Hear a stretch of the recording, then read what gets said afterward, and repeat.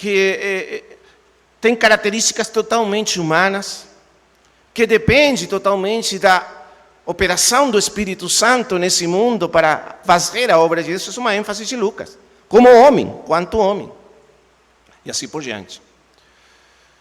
E isso por quê? Bom, tem várias razões. Logicamente, é porque Lucas, principalmente, ele foi impactado pela humanidade do Senhor. O impacto que a pessoa do Senhor fez em Lucas tem a ver principalmente com a sua natureza humana. É claro que Lucas sabe que o Senhor é muito mais do que humano, ele sabe que ele é divino também. Só que ele enfatiza as características humanas do Senhor, porque isso impactou muito ao Lucas. Lucas é o único escritor do Novo Testamento que não é judeu, ele é grego. E como grego, ele tem uma cultura, um trasfondo cultural diferente aos hebreus. Os hebreus tinham uma cultura, logicamente, influenciada muito fortemente, radicalmente, pelo Velho Testamento, pela história de Israel com Deus. E pela revelação de Deus no Velho Testamento. Lucas não, ele é um grego. Então a sua cultura era a cultura grega, a base da sua formação como homem. E na cultura grega, a ênfase principal era a perfeição do homem. Os gregos buscavam a perfeição do homem através da sabedoria. Agora, uma coisa que as pessoas às vezes não conseguem entender é que a filosofia, que é o amor à sabedoria dos gregos, eles inventaram a filosofia, não era principalmente uma questão especulativa, se tornou especulativa demais depois. Porém, no princípio não. Ele era um caminho para o aperfeiçoamento da vida humana. Eles buscavam a maneira de produzir um homem virtuoso. Um homem que fosse virtuoso em todas as coisas, que pudesse se liberar das paixões humanas que trazem tanto prejuízo à vida humana e fosse virtuoso. Isso buscava os gregos. Porém, eles nunca acharam esse homem. Nunca foi achado na história da cultura grega. Eles tinham uma filosofia que falava de como poderia ser alcançado esse ideal de uma mente perfeita, um corpo perfeito. Eles buscavam esse homem ideal. Porém, nunca encontraram esse homem na sua história, nem na sua cultura. Esse homem não existia. Até quando? Até quando eles encontraram Jesus Cristo. E encontraram o homem que a cultura deles buscava, porém nunca achou. E por isso é que Lucas ficou tão impactado pela humanidade perfeita do Senhor Jesus Cristo. E escreveu o seu evangelho para nos mostrar esse homem perfeito. Para mostrar-nos quão perfeito é esse homem, como todas as características humanas dele se equilibram de uma maneira tão perfeita.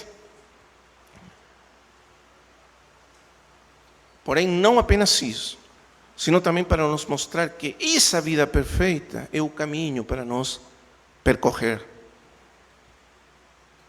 e viver na comunhão perfeita com Deus. Chegar a uma vida de união perfeita com Deus, como Ele vivia e praticava continuamente. Então vamos tratar de entender alguns, como já falei, alguns pontos que são preliminares. Ainda não vamos entrar nas citações de Lucas, primeiro alguns pontos preliminares, porque, como eu disse no princípio, quando nós tocamos na pessoa do Senhor Jesus Cristo, a pessoa divina, humana do Senhor Jesus Cristo, nós pisamos em terra santa. E precisamos ser muito cuidadosos. Durante os primeiros séculos da história da igreja, os primeiros 300 anos da história da igreja, a compreensão de quem era realmente o Senhor, da pessoa do Senhor, foi o foco principal de todos os eruditos, de todos os estudiosos, todos os teólogos. Esse foi o grande debate, a grande discussão dos primeiros séculos, até finalmente definir quem era Ele. Por vezes, quando nós lemos todos aqueles estudos, aquelas pesquisas, aqueles escritos, poderia parecer até muito teológico, muito especulativo, muito longe da vida prática. Porém, se nós formos cuidadosos, nós deveríamos entender que, sendo a pessoa do Senhor o centro de toda a fé que nós temos e sustentamos, a compreensão da sua pessoa e a sua natureza é o mais importante, porque tudo mais depende disso.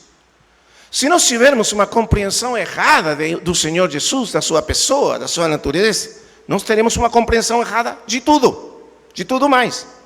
As doutrinas principais, a salvação, a expiação, a redenção e tudo mais, seria deformado se nós temos uma compreensão deformada da pessoa do Senhor.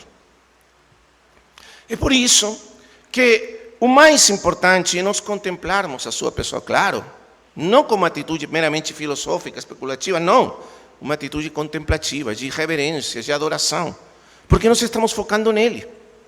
Algumas pessoas acham que isso seria muito imprático. Porque, como falava o irmão Claudimir hoje pela manhã, estamos vivendo numa cultura que enfatiza o pragmático, o prático. Se não é prático, se não é pragmático, então não presta. Nós queremos coisas práticas. Porém, não existe no sentido espiritual nada mais prático do que contemplar a pessoa do Senhor.